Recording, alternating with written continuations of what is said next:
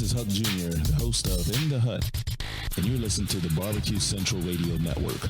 All barbecue and grilling, all the time. Start the game! Let's go! We'll do it live. Okay.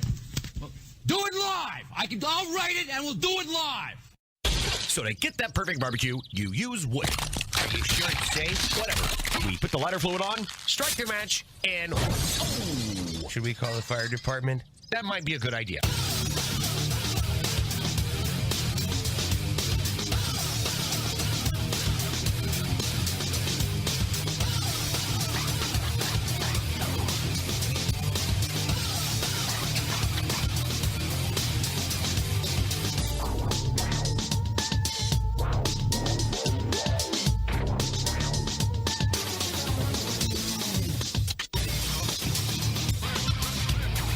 Hey, welcome to the really big Barbecue Central show, a show that talks about all things important to the world of barbecue and grilling. Originating from the Rock and Roll Hall of Fame city of Cleveland, Ohio, it is the barbecue capital of the North Coast. I happen to be your program host, Greg Rempe. Happy to have you aboard here. If you want to jump in, you want to make a phone call, you want to construct an email and send it my way in hopes that I will read it on the air, there's a pretty good chance of that happening. In case you don't know how to do that, here's that. You can get in touch with the show by calling 216-220-0966. Email Greg at the BBQCentralShow.com. On the Twitter and Instagrams at BBQ Central Show. Anything else you want to find out about the show can be found at the main website, thebbqcentralshow.com. And here's what's happening. In terms of number of guests, it's probably not a huge layout of carnal talent here this evening as far as sheer numbers are concerned, depending on how you look at it. However, the amount of barbecue aptitude, experience, expert knowledge, the description list will just go on and on. Certainly could be second to none, especially this evening in the first hour or in 12 minutes from now and then the corresponding segment after that.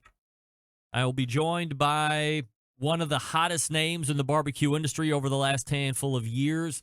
Very successful line of rubs and seasonings, merchandise, barbecue cooking classes. You see him on television locally every now and again from where he's at.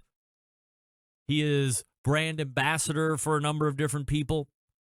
He seems to have the barbecue world by the tail at the moment, and for good reason. He's putting in a lot of work. He knows how to make great products. He knows how to make great end products when it comes to barbecue. People always trying to pick his brain. We will be rejoined by the creator of Meat Church and all of the other properties that go along with it, Matt Pittman. Again, 13 minutes from now. Well, maybe 11 minutes from now if we're really going to break down the math and get specific on it. And then the segment after that, assuming, or at least some of the segment after, I don't want to overstep my bounds and ask Matt to just stay against his will, especially if he's not having a grand old time. But assuming he's having a decent time and the conversation is there and we're continuing to talk about interesting stuff, we'll keep him up through that second segment as well. That will put a wrap on the first hour. Matt Pittman from Meat Church. Then we will look into the second hour. It is the fourth Tuesday of the month, if you can believe it. Now, there is a bonus week in April. So the 30th is, believe it or not, locked and loaded already. We are already closed down for next week's show. That is jam-packed. But the second hour of this evening's show, the fourth Tuesday of the month in the second hour, you know what happens then. It is the embedded correspondent segment. It started out as just an idea, just a spitball. It stuck on the wall. It grew like fungus. Created some of the best segments that have been seen on this show, not only in the last handful of years, but of all time. You have 4 different dudes, including myself, so I guess that would be 5, from various points across the country who have dedicated themselves to A, the show, and B, the industry of barbecue, not necessarily in that order. And we talk about topics. We actually game plan, from tomorrow on Wednesday, we will start spitballing ideas that we will want to try and lay out. Things will come up over the course of the next 3.5 weeks. Got to put that on the agenda. Want that. Things were just showing up today even that we may or may not get to as time allows. But it is the Barbecue Central Show Embedded Correspondent in the second hour, or the Barbecue Central Show Embedded Correspondence segment in the second hour. We have the longest-running correspondent, of course, from Texas, Doug Scheiding. We have Steve Ray from Tennessee, David Huff from Oklahoma, and John Solberg, who also happens to be the executive producer of the Best Moments of the Barbecue Central Show in 10 Minutes or Less, which show up in the feed every Friday from Michigan. Is that enough? Do I want to hear from you as well? Sure. 216-220-0966. Easier way if you don't want to jump in on the phone, think you're going to flub it up, might get caught in the echo monster. Then you have to listen to me go on and on about it. You can shoot me off a text or an email message. The email Greg at thebbqcentralshow.com, and I will go ahead and mix that in on the air. Come on. I mean, here we go. 216-220-0966, Greg at thebbqcentralshow.com. Meet Church coming up in about 6 minutes from now. The Embedded Correspondence coming up in the second hour. Don't forget, you can follow me socially at BBQ Central Show on Instagram and on Twitter, /BBQ Central Show on Facebooks. So if you want to watch the video feed over there, certainly more than welcome to do that. There is also a video feed over on the YouTube Live channel. If you don't know how to find the show in all forms and fashions, just go to my website, thebbqcentralshow.com. And at the top, there's 3 big buttons, the audio only, the YouTube Live, the Facebook Live. Click on the one that you think would work best for you, and then consume it that way. Also, while you're there, at the very top, there's a button that says subscribe. Click on that. And if you are not currently subscribed to the audio archives and or podcast, depending on how you want to call it, the show is available on podcast. First hour will come out tomorrow. Second hour will come out on Thursday. And then there's that best of show that I mentioned on Friday. So 3 straight days of new content, especially if you don't watch the show live on Tuesdays, which I recommend that you do at least at some point in your life so you can take in the excitement of what could happen next as we do it live. But subscribe on podcast. That's the best way to go back and listen to some of the older shows, listen to some of the best segments that you've come to grow, know, and love.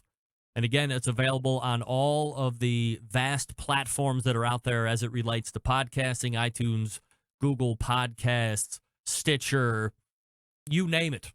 Just search the show, the BBQ Central Show, and it will show up. Subscribe, and you never have to miss anything again. Again, follow me socially, though. I've been doing a lot with the Instagram, trying to build that following, bring you quality content that you can react to. I like to try and engage as well. It's just not a bunch of crap, steal other people's photos, put it up, don't react, and just hashtag like a mother on it. I don't do that. Trying to bring some new stuff, some interactive stuff, engage with you guys. So if you're not following me, give me a follow if you want. And then not follow me if you find it to be fruitless or overwhelming or overbearing. At BBQ Central Show on both Instagram and Twitter. Before we break and we get to Matt Pittman next segment, I want to give a special mention to a longtime sponsor of this show. He also a hugely successful competition cook, rubs and spices, sauces, barbecue online retailer extraordinaire. I am, of course, talking about Sterling Ball of Big Papa Smokers. And if you are a fan of food and cooking, and I would imagine if you listen to this show either live or in podcast, depending on what is more convenient for you to consume this show, you're a fan of both food and cooking. But if you haven't checked out his cooking channel, let's say, and that's cooking, COOKING, cooking with BigPapa.com. That's the web address. If you haven't checked that out yet, I highly recommend that you get over there immediately after the show ends. You're doing yourself a disservice if you haven't checked it out yet. I just shared one of his latest videos on my Facebook show page. It's Sterling's take on Nashville hot chicken, except in place of chicken, this is kind of genius, he uses the Smithfield pork loin, cuts it off into, equal lengths and size portions, if you will, puts them in a bag, does the whole mallet, flattens them out, gets them all on the even. Then he fries them up after he breads them. Looks exceptionally, plates well. He's got a lot of knowledge. He's, got that great dry humor that you've come to know and love with Sterling Ball. So a lot of great stuff going on over there. Of course, his spices and rubs and other things that he has business interest in happen to make an appearance, or things that he uses in his recipes. But why wouldn't he? I mean, they're fantastic. Specifically in the hot chicken or hot pork, it's Hallelujah Jalapeno, the cucaracha rub as well to give it that heat. But he shows you how to make it from start to finish. It's not a long watch, 8-10 minutes tops. And again, good interaction, great information, great easy recipes. And we all know that Nashville hot chicken, or in this case, Nashville hot pork, one of my favorite sandwiches going right now. So be sure to check it out. Not only a great competition cook, a great cook in general is my pal Sterling Ball, cooking with BigPapaSmoker.com. That's cooking with BigPapaSmoker.com. All right, Matt Pittman coming up out of the break. Let me talk to you quickly about Matt Eads, the Grill Seeker. As we know now for the last couple weeks, the book is out. Grill Seeker, Basic Training for Everyday Grilling. Let me tell you a little bit about the author if you don't know. From the battlefields of Afghanistan, Iraq, Somalia, and Bosnia to a state-of-the-art outdoor kitchen, Matt Eads is looking to unite people through grilling. No matter our race, gender, sexual orientation, cultural upbringing, socioeconomic standing, political affiliation, cooking over fire brings people together. Differences get set aside. That's why you should go to Amazon or my homepage or the Grill Seeker page and get your copy of the book, Grill Seeker Basic Training for Everyday Grilling, right now.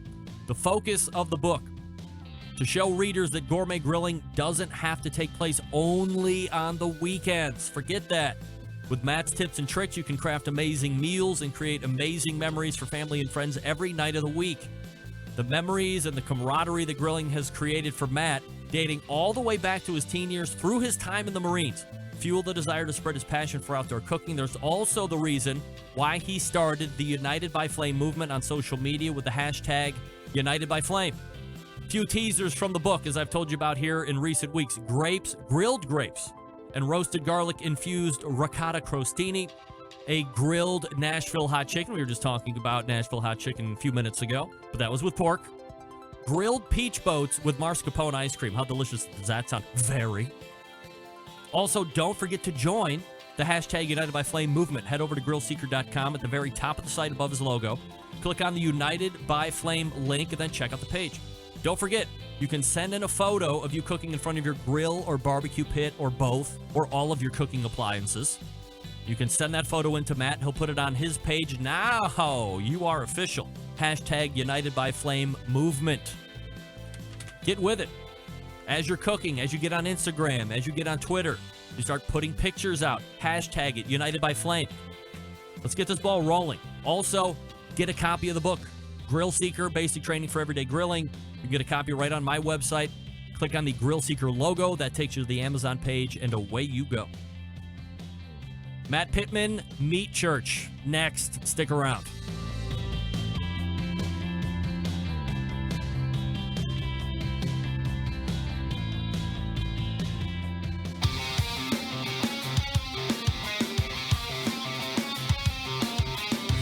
Broadcasting live from the Barbecue Central Show studios in Cleveland, Ohio.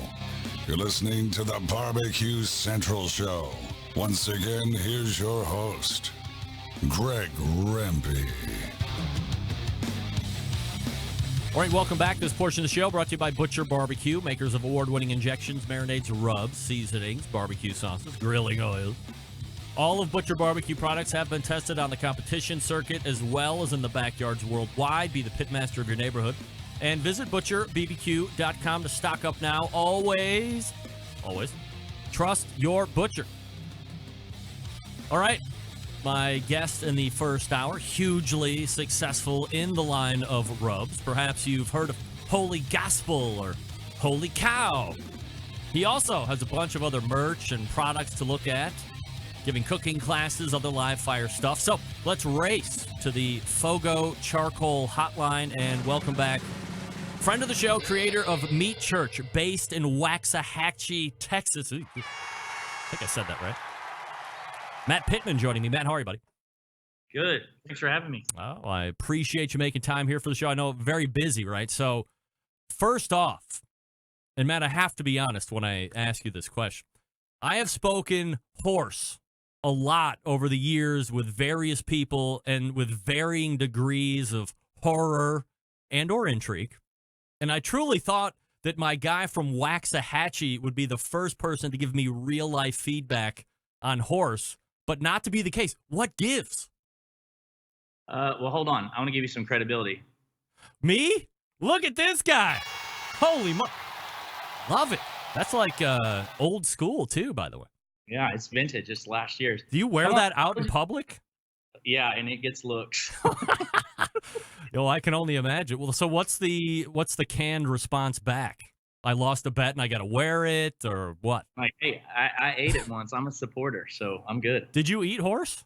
Yeah, we talked about that. I ate it in that's Japan. right. Yeah. You were out of the country, right? I always get creeped out because I hear somebody ate it, and then my first thought is, oh my God, I hope you didn't eat it in this country. I mean, I hope we all get to eat it in this country legally at some point. Hey, one day. Yep. Yeah. You think that'll really happen? I think not. No, probably not. Yeah. Probably not. So, do you have any thoughts on the NBA playoffs and what two teams you might think will meet in the finals this year? By the way, won't be the Cavs. Will it make you mad if I tell you that I'm not much of a basketball guy? I'm a huge hockey guy, so I'm all about the. I used to work for the Dallas Stars, so I'm all about the Stanley playoffs. How did you get in with the Dallas Stars? I used to work in downtown Dallas years ago, and long story, who you know, and worked in the locker room. So, and all my buddies are equipment managers still, so they're near and dear to my heart. Closed out the Predators last night. So as much as you aren't a basketball fan, I'm probably less of a hockey fan. I do think, by the way, that hockey players are very tough and very athletic and very in shape, and I would never, ever, nary say a word to the opposite of I think they're great, because they could easily, I mean, most humans can easily pound me. There's no doubt about it. But where do you think hockey rates? I mean, I know Canadians love it, and obviously it's big in Europe as well, but I mean, I just think it's kind of lost until the playoffs start. But I don't know if that's necessarily a true measure of how good a sport is if you really just tune in for the playoffs. Yeah, I mean, it's the fourth sport, I guess. But, you know, to me, it's like football, but requires hand-eye coordination. So whenever a team moves in somewhere, so like Vegas right now is on a high. When the Stars came here in the 90s, it blew up in Texas because it was kind of like football, but then the fighting, the violence, you know, that's a big deal. So anyway, huge fan. Because football is not known for violence, right? Matt Pittman joining me here on the show, meatchurch.com, his website. By the way, last time you were on, Matt, you were just around 140,000 Instagram followers. You are now at 240,000. Holy moly. Is it just, you're just on fire now? And I mean, how many are you adding a day, do you think? Do you even track that anymore? Yeah, a couple hundred, but I'm not posting as much as I used to. You know, it's some people's life, and it can consume you. You know, you've got to feed the machine and the algorithm if you want it to grow. So I do post daily, but you know, I used to post 2 and 3 times a day, and it's just tough because it's me, myself. It's really organic. You know, I'm not one of these reposter guys that's reposting 20 times a day to get to 600,000, 700,000, 800,000. So, but it's a lot of work even for, you know, the at least once or twice I post a day. You know, I get that people want to get to, I mean, the magic first number is 10,000, so you can start sending out links. And I think that's when people may or may not start approaching you to maybe do some sponsor shots and stuff. But once you get to over 100,000 or over 200,000, I mean, if I was an individual and had that following, I think, oh, well, you know, now the ship is going to come in. But you're probably in a unique situation where you probably have the opportunity to make money because of the following and all that stuff. But do you take advantage of that, or do you just not need to because it is a marketing tool for your products? Very rarely do I do anything to monetize it, mainly because I want what we do to be very organic and not feel contrived. And so everything we use is stuff that I believe in. And so I get approached every day. And, first and foremost, I'm like, well, I have to use it and want to use it and want to try it and like it and believe in it. But I just don't jump right into things. I've done some campaigns here and there that I think are good for barbecue and things like that. But you can go back and look. Very rarely do I go, pimp a product for a sponsored ad, I would say. Matt Pittman joining me here on the show. All right, Matt, so let's get into a little meat church business here. And for the folks who just might be tuning in for the first time or finding the show, maybe they're not as familiar with your whole deal and the brand and all that stuff. Just a quick snapshot of Meat Church, how many employees you might have right now, and kind of how you got that start and where you're at today. Super unique barbecue brand, in my opinion. I say all the time, I'm not trying to be anybody else, so we're doing our own thing. People say, what is Meat Church? And I either say I do one of two things, which is, we sell a line of barbecue products. And then on the personality side, I really like to do the appearance, teaching, that sort of thing, kind of travel around teaching barbecue, as you know, and teach a lot here in Texas. And then the other hand, I say I'm kind of everything but a restaurant. So, really my mission is to have everything you need to make great barbecue. I recently opened our flagship store, which I'm sitting in right now, which is kind of a new venture for us. Maybe not my brightest idea, but it's fun. So, I just want to be able to, I don't care what people cook on. I don't care how people cook. I say barbecue is a journey. It doesn't matter how you get there. And, I barbecue. I always say I barbecue to have a good time and make good memories. And so I'm here just to help people make really good barbecue. And at the end of the day, if I can have every product you need to do that, then, I feel pretty good about it. So pretty simple mission. Matt, the last two times you've been on the show, I've led with the whole, do you still have a day job question? And the answer has always been yes. You're an IT guy. However, since our last conversation, you have made the jump from having both to doing Meat Church only. So, regardless of how successful Meat Church might be, if you have a good day job that you like doing, it's probably a struggle to look at leaving the day job to go to the other job in a realistic sense. So, let's dive into that and break it down, because I think it's important for people that might be in some kind of a similar situation to hear your journey. And I'm sure it's always sounded like a good idea. Matt Pittman, only Meat Church every day, all day, no matter what. But what made you walk over the other side of the fence and leave IT behind at this point? And it was a really, not necessarily a hard decision, but it was really tough to get to the decision point with my wife and my family. And I tell people, a lot of people will get good at barbecue and go open a restaurant. And I know people have done that late in their 20s, early in their 30s, and it's not as hard of a decision. But I was an officer of a company that had, recently gone public, and, 21 years in corporate America, a degree in finance. And it wasn't an 8-to-5 job. It was a career, and it paid me very well. And they made it very difficult for me to leave. In my mind, I knew for a while that this was coming, and people around me knew that it was coming. But I have 4 kids, 2 are in college, and, it's not easy to just go cut that loose and go do this. And so wife and I decided last summer that we would do it, and I would transition out over the course of late last year, which I did. So I retired in December, and now I'm full-time Meat Church, which is pretty exciting. But, it was a rough last couple years because my job was very demanding. I managed technology operations and real estate for a very high-growth company. And that had me extremely busy. And so no one understood how I was able to juggle Meat Church on the side, so to speak. And funny, everyone says you're busier when you work for yourself. And it's crazy how, the first quarter in barbecue is usually the slower time. And I've probably never been as busy as I am right now. But and I'm still not doing everything that I want to do, but it's extremely rewarding and 110% the right decision. So let's pull the curtain back just a little bit when you say you were always asked, and I think I was one of the guys that had asked you at some point live on this show, how are you doing a day job where you're very successful and very important at because, IT and real estate, especially if it's in a big growth segment, and that has to be on point for everything to kind of hit all its marks. Then you also have this great business of Meat Church, and it's like a whole different scene. How are you able to do both? So how were you able to run both? Who was helping you along? I didn't sleep a lot. Some people call me the hardest working man in barbecue. I don't know about that. Everybody in barbecue works really hard, but I certainly have, I think I have a strong work ethic. Got it from my grandfather and my dad. So never stop working. I'm certainly proud when my kids tell me they've never seen anybody work so hard. But that took a toll on my family because, I'm up early in the morning. I did things way early with Meet Church, went to my job, made sure I was, laser focused on my job, and then got back to Meet Church in the evening. But it took a lot of time away from my family, and that was the part that hurt.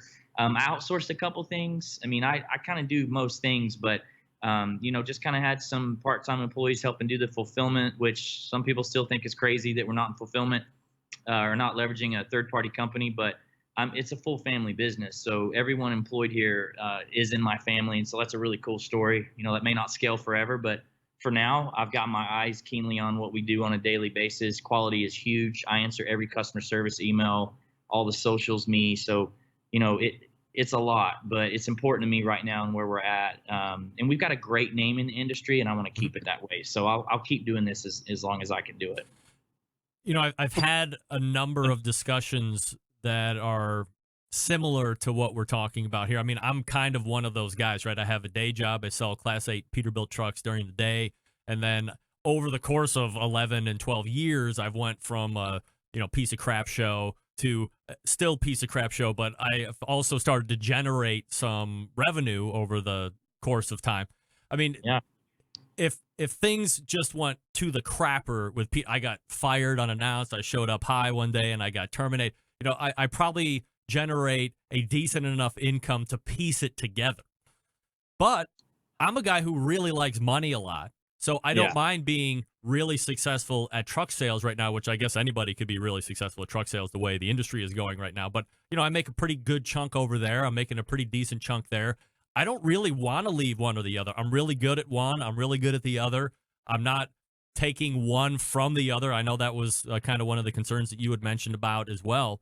So when you're talking to your wife and when you're like, hey, we both agree here, but like, what are the big decisions or the big things that you both have to agree on to say, okay, we're both in agreeing that you're going to leave this really great job and do Meet Church full time? That's got to be a big deal. It was huge because she didn't really want any part of it. And I'm not speaking ill or bad of her, but it took me time to realize she had a different perspective. I thought, hey, at my corporate job, I make X amount of money. And with Meet Church, we have X amount of money. And once Meet Church is bigger than this and I'm comfortable, then what's the big decision? Right.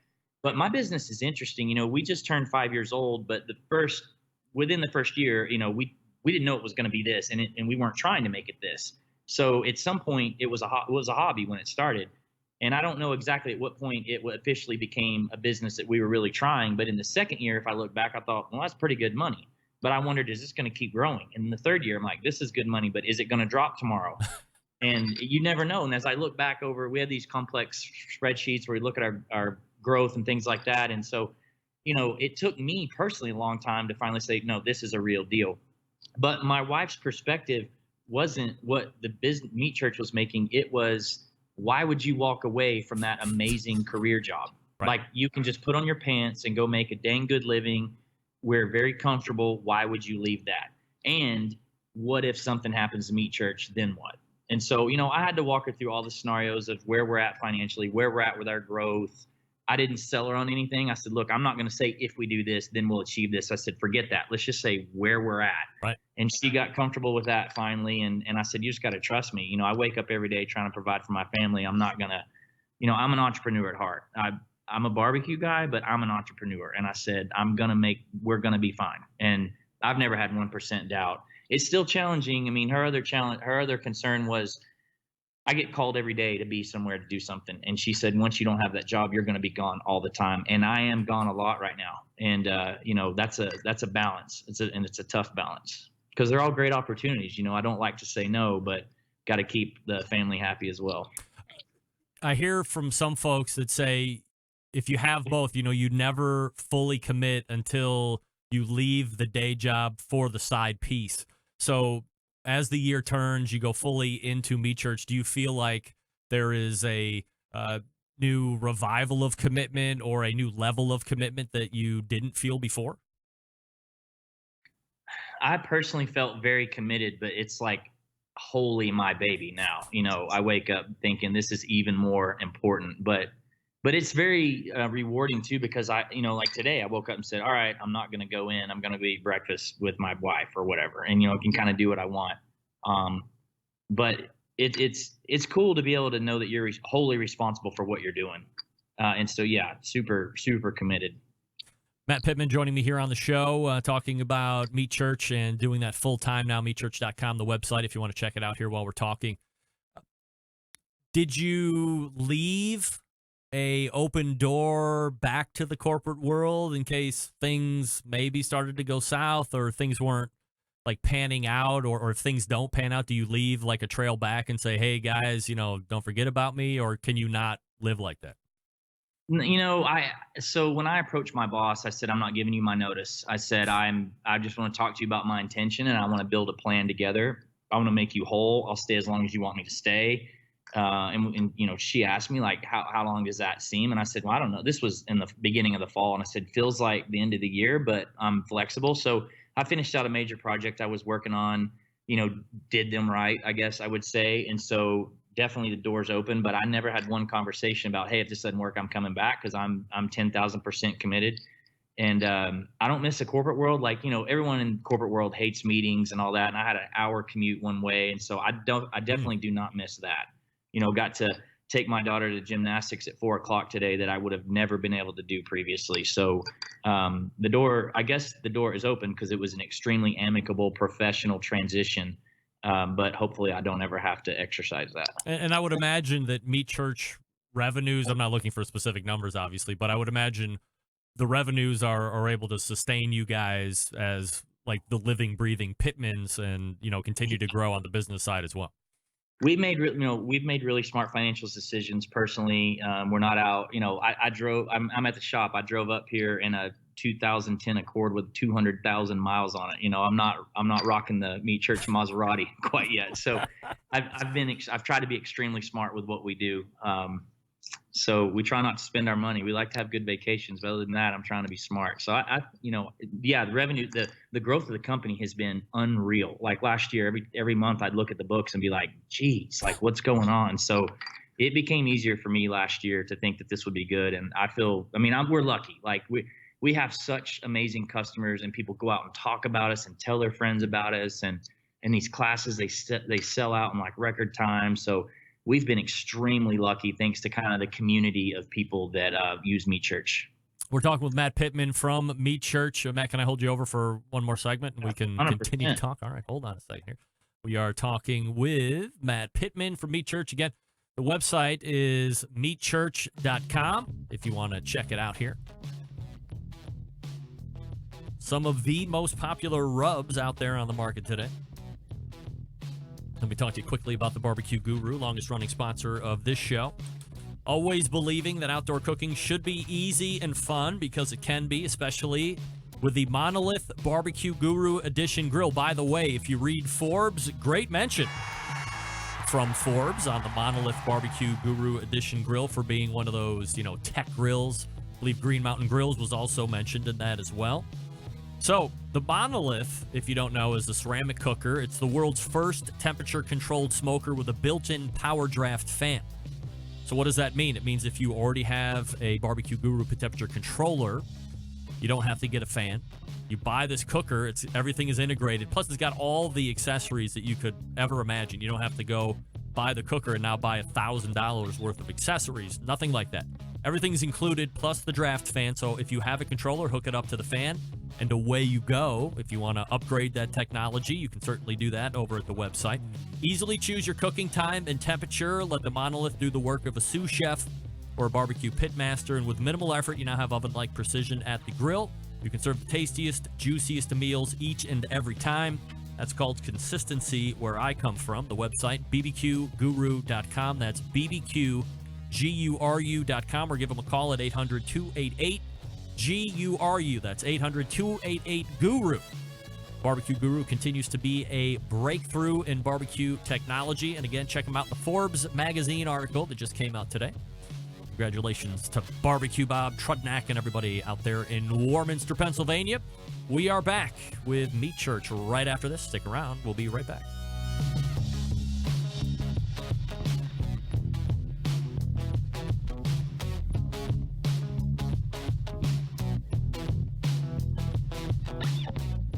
continuing to produce incredibly mediocre content in an exceptionally professional way.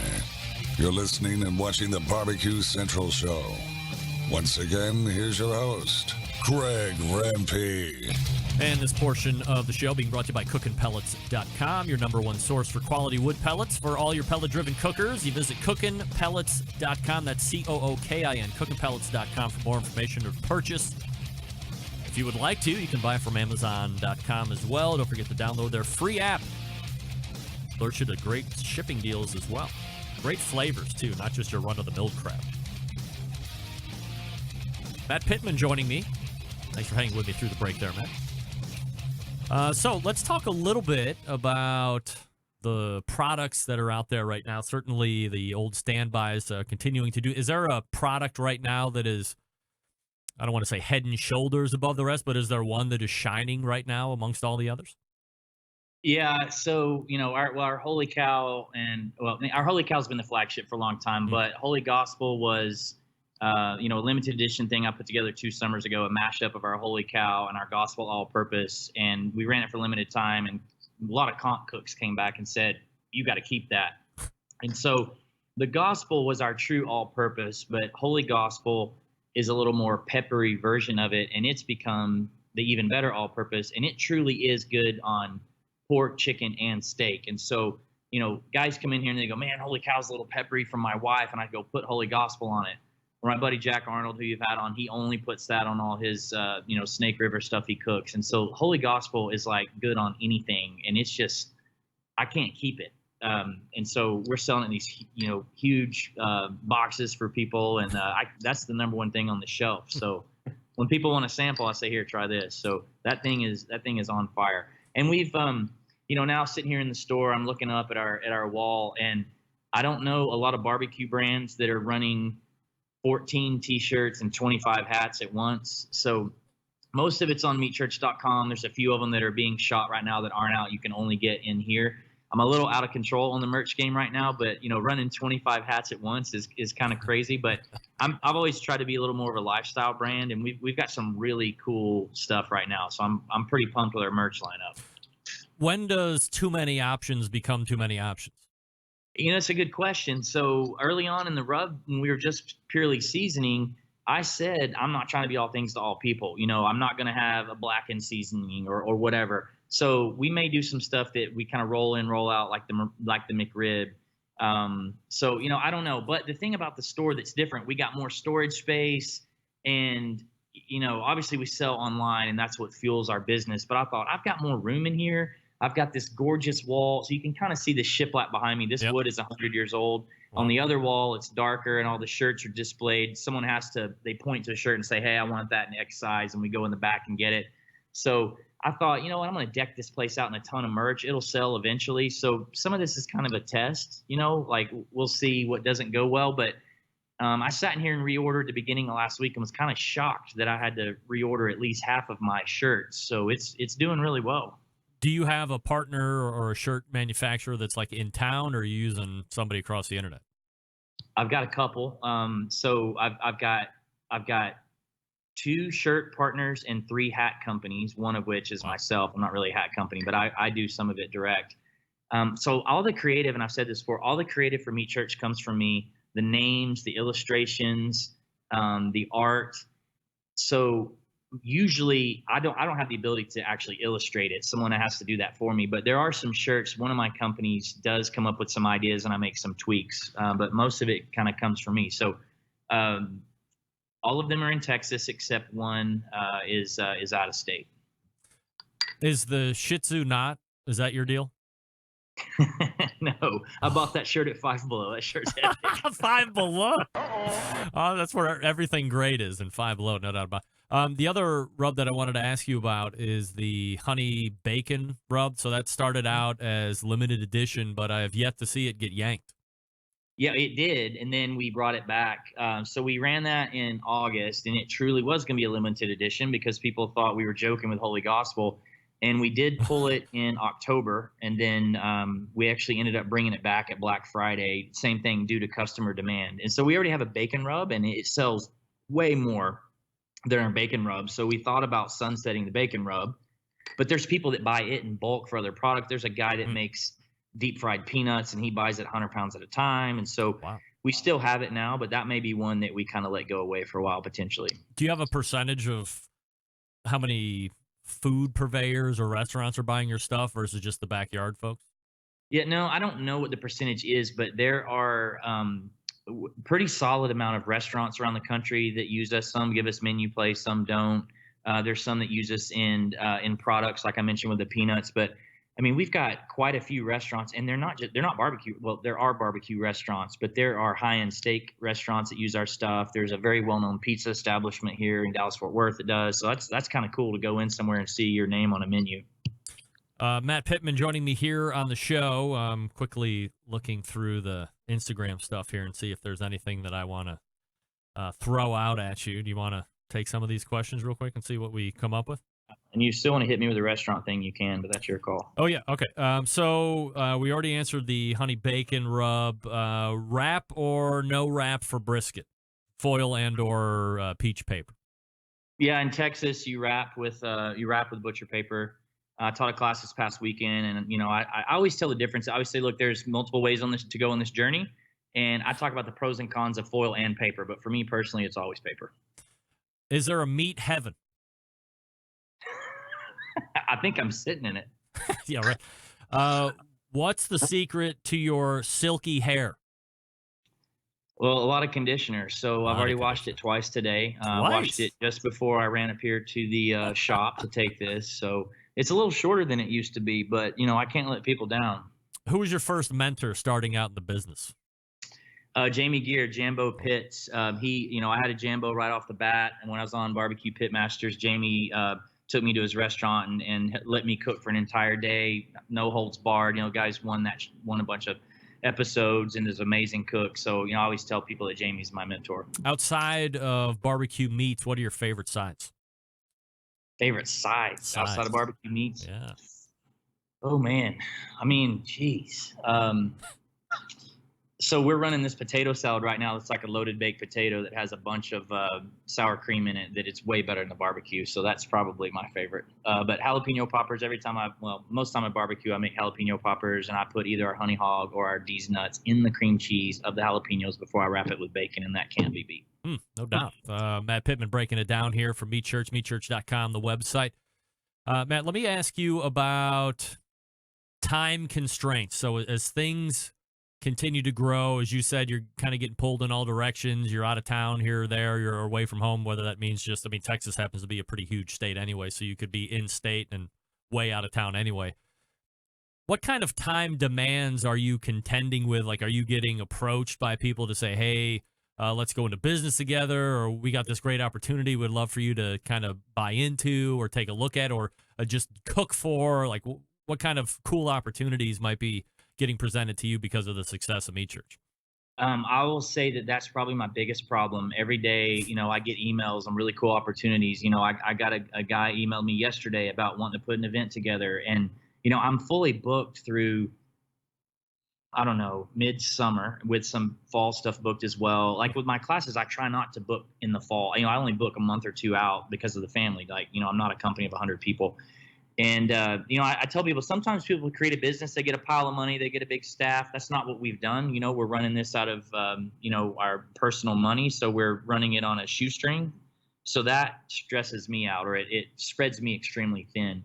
But it's every day we have the coolest opportunities. And I always describe it as things you don't want to say no to.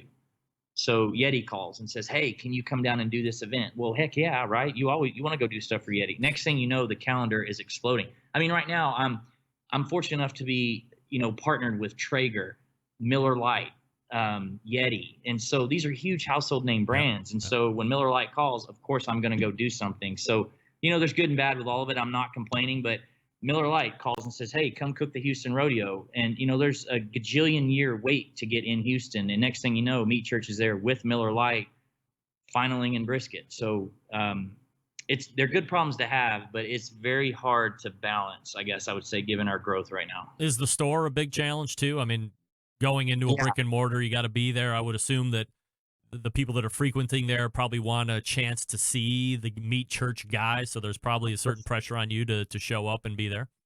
Yeah, the idea wasn't to open a retail store. The idea was to get a larger facility, do fulfillment, and create an office space for myself away from home. And we found this just kick-ass place built in 1890, and I thought this would be cool retail. Let's build it like an old hardware store. Let's chock it full of stuff. Make it everything in here is a story. Everything, like all the stuff in here, aside from the accessories that you have to have, are all my friends' things. So photos of me and my friends next to their seasoning, like it's very unique, right? I refuse to go shop anybody's store to curate this. I'm like, this thing is going to be filled with what I want to fill it with. I mean, I could pan over here and you could see those are dog treats. How many barbecue stores are selling dog treats? But my Rancher E3, 100% utilization of the steer. And so I've got their, cow bones over here for sale.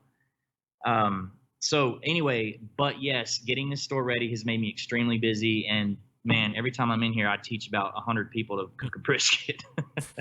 That's a challenge. What about restaurants? Is that something that's going to happen? Do you have zero interest in that? I would have zero interest in any kind of a restaurant ever, but I mean, where's yours at? So first and foremost, I will say that I have the utmost respect for my friends that run barbecue restaurants, barbecue joints. It's 100%. The hardest in the business. No doubt. And it's funny, I think in our industry that to feel like you've accomplished the end game, you have to open a restaurant. And so we've had lots of opportunities over the years. And, last you and I talked, I had probably, I think right now, the most amazing opportunity I've ever had. It would be one of the most gorgeous restaurants in the country, and we just walked away from it. Because like I said earlier, I'm not trying to be anybody else. It would have probably wiped the slate clean from all the cool stuff that we do. And so I don't have to have that to feel justified. I'll continue to do our festivals like Red Dirt Barbecue Music Festival, or these food and wine festivals where we rock the longest line, and we'll keep the allure there. But, we're just going to keep doing what we're doing, cutting our own path. And when I go down to this place and I see this restaurant with a different name on it, it's probably going to sting a little bit. But again, when I want to go have lunch with my daughter at 10:30 at school, I'm going to be able to do that. And so we've afforded ourselves the ability through what we've done to kind of do what we want. I'm going to keep doing what I want, and hopefully it'll pan out for us.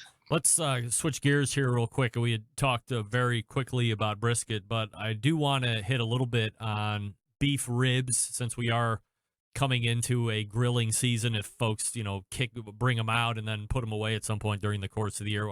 We cook all year long here in the Rock and Roll Hall of Fame city, of course, but beef ribs are obviously continuing to be one of the top things that everybody wants to cook and master. So when it comes to the big plate ribs, what are your recommendations?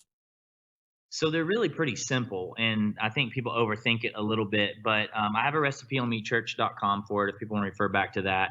But I don't peel the membrane off the back of plate ribs. I don't think you need to. And I just season with our Holy Cow, which is, a very Central Texas rub. And, I smoke them at 250, as high as 275. And I try not to go any higher than that with beef ribs. And I don't spritz whatsoever. And frankly, I don't even wrap mine. A lot of people wrap. I don't. I try to get close to 8 hours out of mine if possible. So when I see people cut beef ribs, you really want to render all that fat out, and you don't want to cook those things too quick. I don't want someone to cut into it and see this huge sliver of fat in the middle. And so after you get that pull back, and, I like to use my hands. We all use Thermopins to, kind of nail the desired doneness or internal temperature. But for me, I want to put my hand on those ribs and I want to feel the jiggle.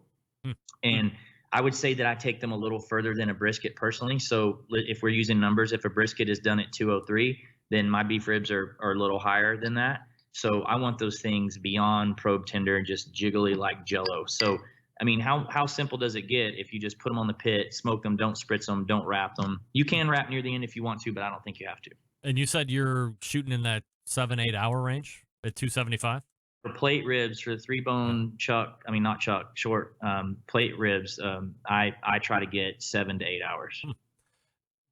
Do you think people get, I remember when I first started getting into barbecue, 12, 13 years ago, I had a Weber Smoky Mountain as my first cooker. I had a Maverick ET73, and I would sit there like a fiend watching the temperature go up. And if it went over 1 degree of where I wanted it to be, like I was out there messing with the dampers at the bottom, trying to just dial it in.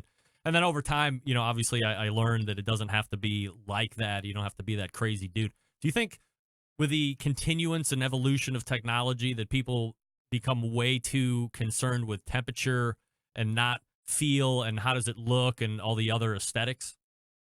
Depends. I came from an IT background, and I wasn't a guy that had to have like a remote, like a probe or anything like that, because I'm super ADD, so I want to get in and check it all the time. But there are certainly people, and a lot of IT guys like to grill and barbecue, by the way. So I do see a big reliance on that technology. But I always tell people you got to look for visual cues first, and then the thermometer is just kind of your assurance that it's where you want it to be. Matt, But hey, just go buy a Traeger, and then the temperature is going to be right, and you don't have to worry about it. that's right. Set it at 275 and let it sing. As long as it's full of pellets, away you go. What's your favorite food to eat right now? It's always Asian food, so Really? I could eat sushi or fried rice, or pho 8 days a week. So that's my go-to. Like, honey, what do you want to eat? Okay, I'm going to get sushi or something. Where's the best sushi place you've eaten? Is it like Nobu or somewhere like that? So this is really pretty funny, and I think you and I might have talked about this before, but so I live in a town called Waxahachie, and we have a sushi restaurant here, and there didn't used to be sushi here.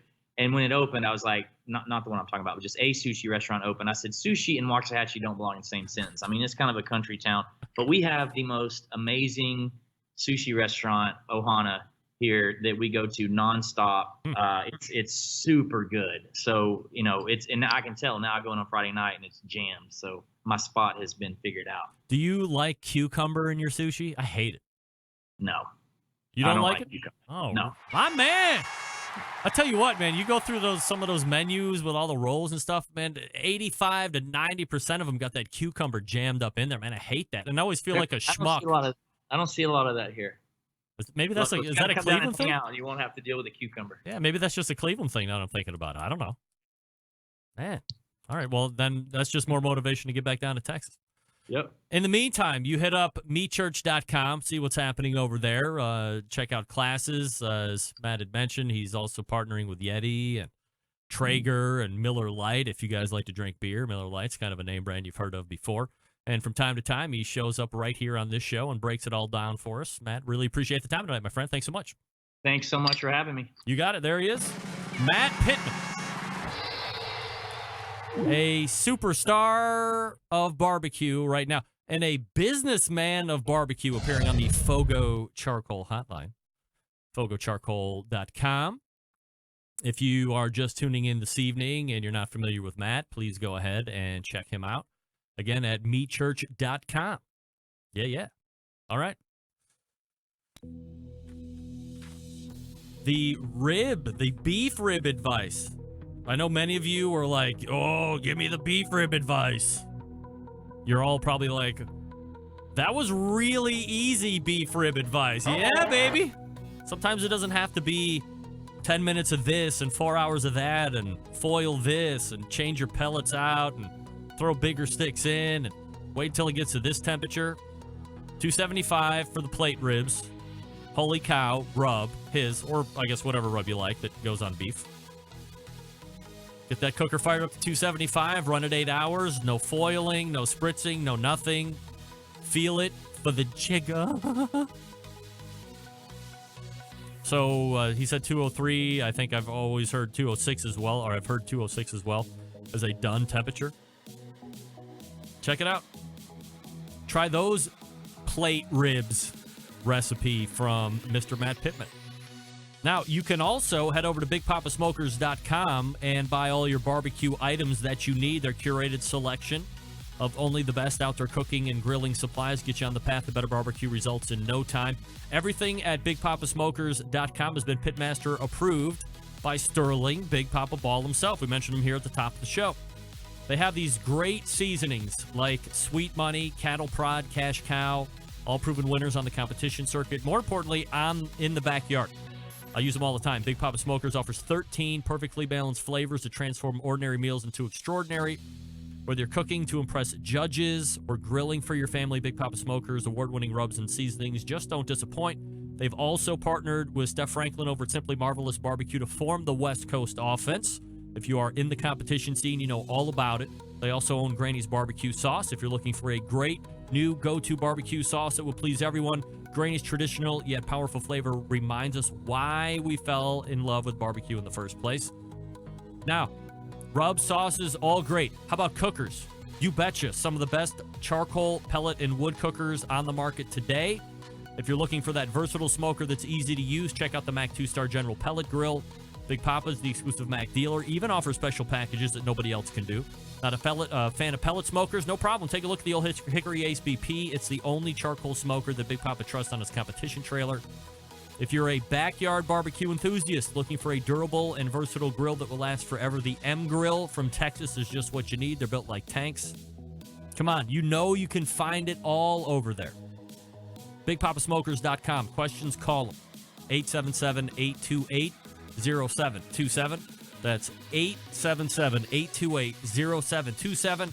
Or visit the website, BigPapaSmokers.com. That's BigPappasmokers, BigPapasmokers.com. And the cooking site, cookingwithbigpapa.com. All right, we're back to wrap the first hour right after this. Stick around. We'll be right back.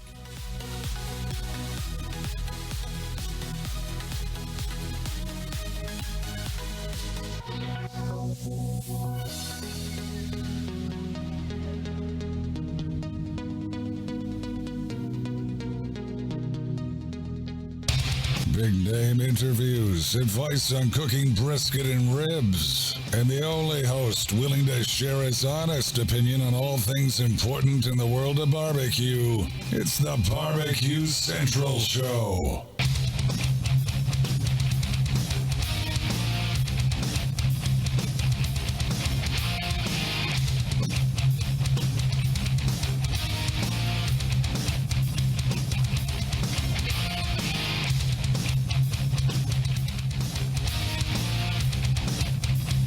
All right, welcome back. Thanks again to Matt Pittman from Meat Church for joining me the last two segments. MeatChurch.com, his website, if you have not checked that out yet. Or if you're just new into the barbecue scene, you might want to check that out. One of a myriad of places to go get great products. And while we didn't really spend a lot of time on it, he does have a really great selection of unique shirts and merch. So if you are a merch ant, or a merch fan, unique stuff, perhaps the Barbecue AF shirt might be right up your alley, or one that just says Meat Church on it. It's got a whole bunch of other ones. That's a place you want to check out. Again, the website, meatchurch.com. And again, Matt does give classes that sell out very quickly. Sounds like he's doing some in his shop, but I know at other times he's given them in his backyard. He had kind of, I don't want to say retrofitted, but enhanced his backyard to also be a cooking class arena. And he's done classes out there for, a couple years now, I think. So meatchurch.com, the best way to go and see what Matt is up to. And if you're going to be around his general area, evidently there's some really great sushi in Waxahachie. I said Waxahachie first, but Waxahachie, I listened. And obviously some great barbecue. All right, we are going to reload here for the second hour. Some hot takes coming for you. As we hit the top, your phone calls and emails if you want to jump in, 216-220-0966. Greg at thebbqcentralshow.com. And then, of course, we have the embedded correspondence coming up at 14 past the second hour and 35 past. You are listening and watching the Barbecue Central Show right here on the Barbecue Central Network. Stick around. We'll be right back.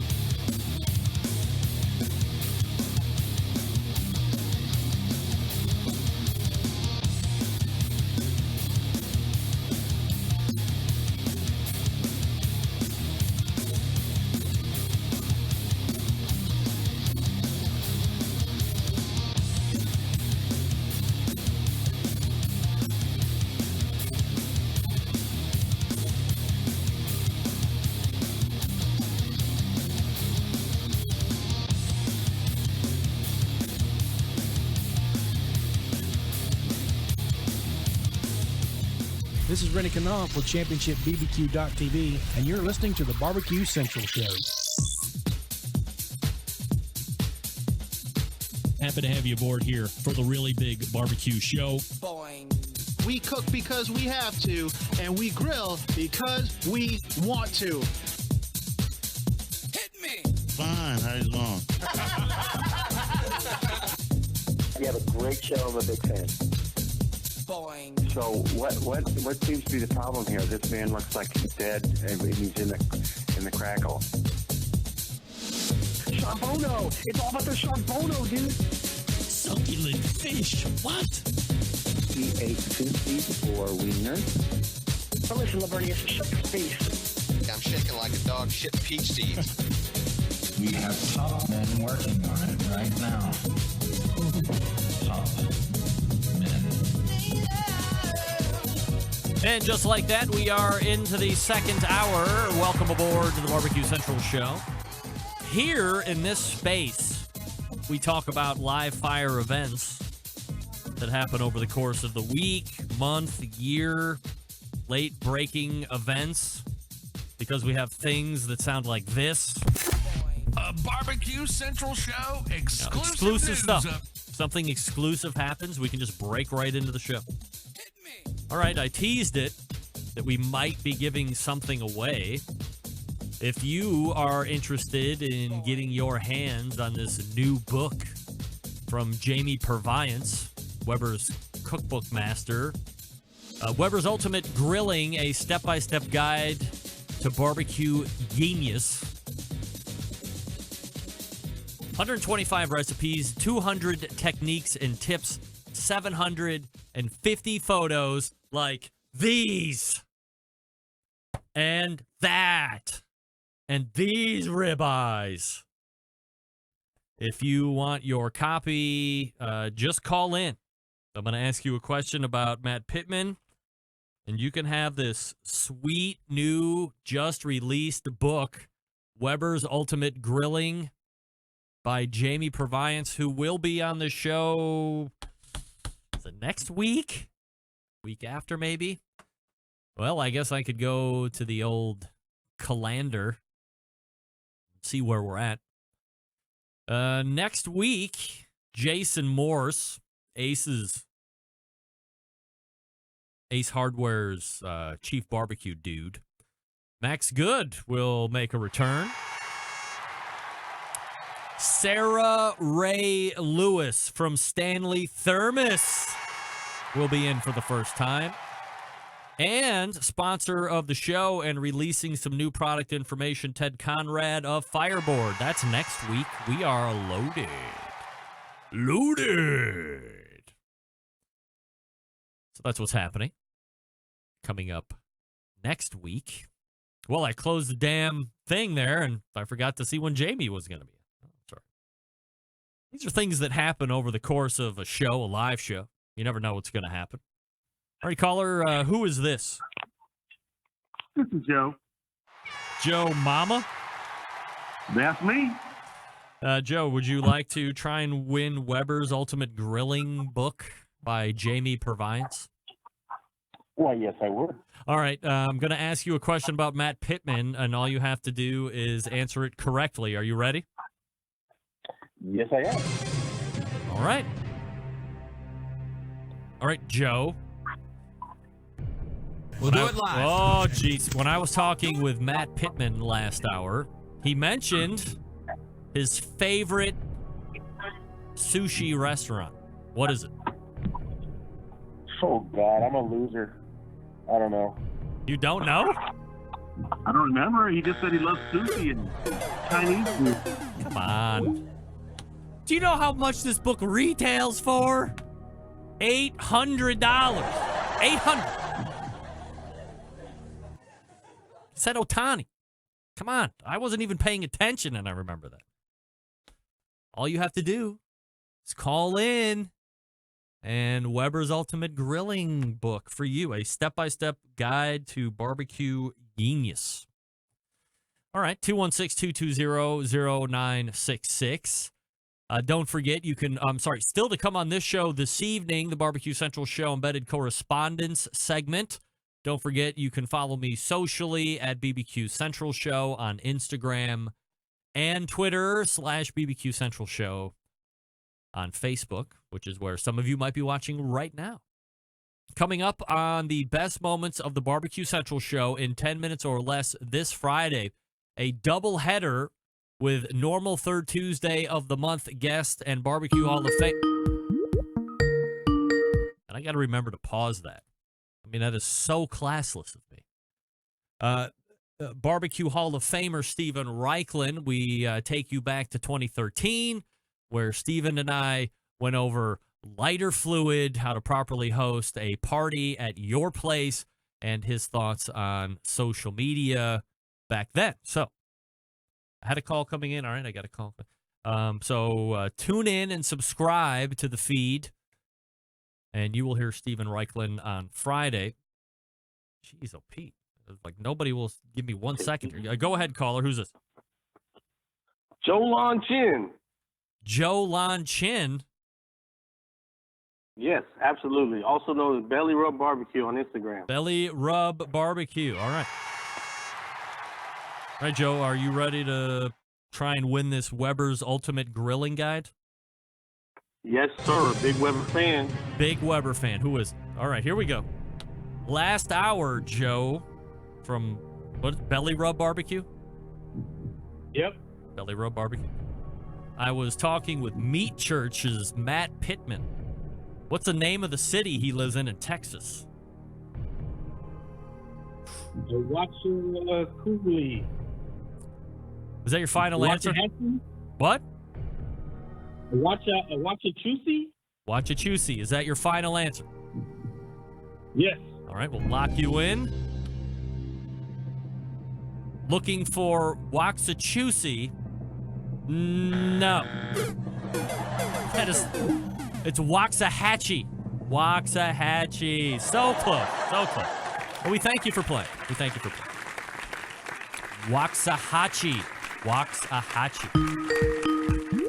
Sorry. All right, let's keep going. Go ahead. Caller, who's this? Yeah, hello. This is Rakesh. Rakesh, how are you, my friend? Oh.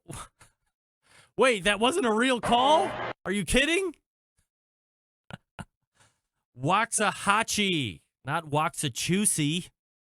Doug, he did not get it. You are incorrect. He did not have it. He didn't have it, had it, then finaled on the wrong answer. That's wrong. Sorry, Belly Rub. Caller, you're on the air. Yes, this is Ahmed. I want to win that book, please. Ahmed, great to have you.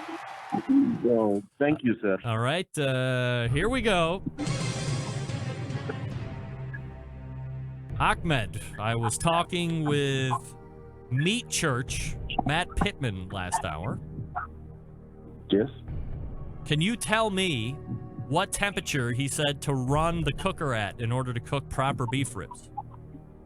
275 degrees. Is that your final answer? That is my final answer. All right, Ahmed, we will lock you in. 275 degrees, absolutely correct. Yes, I'm a winner. You are a winner, Ahmed.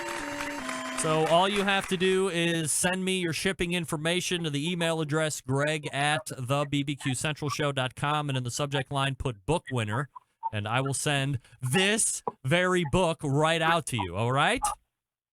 Greg, I got a confession to make. Okay, go ahead. This is not Ahmed. This is Joe, baby. Joe who? Joe Mama. Great. Idiot. I can't believe that the same number that called 20 times in a row got me. No way. Let me tell you something, Ahmed Joe, or Joe Ahmed. Your Ahmed accent is spot on. Very good. Like, your Joe is bad. I don't like that Joe at all. All right. So anyway, you answered it right. 10 times later, you answered it right, Joe Ahmed. So just shoot me that email address, and we'll put you a winner. Let's end this show. Let's end this the right way. That's right. It's been a great top of the second hour. We've had a number of callers inners. We've had a number of call-ins to try and win the Jamie Purviant's new book, Weber's Ultimate Grilling, a step-by-step guide to barbecue genius. And Joe initially failed. Then called in as Ahmed and won. That's great. So, Joe will send me, or Ahmed will probably send me an email, greg@thebbqcentralshow.com, and get his book.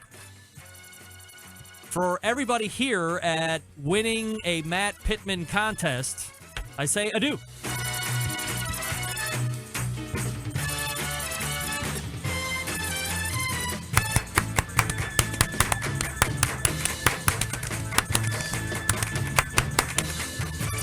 God, I love the clapping in that. Love the clap. Yeah.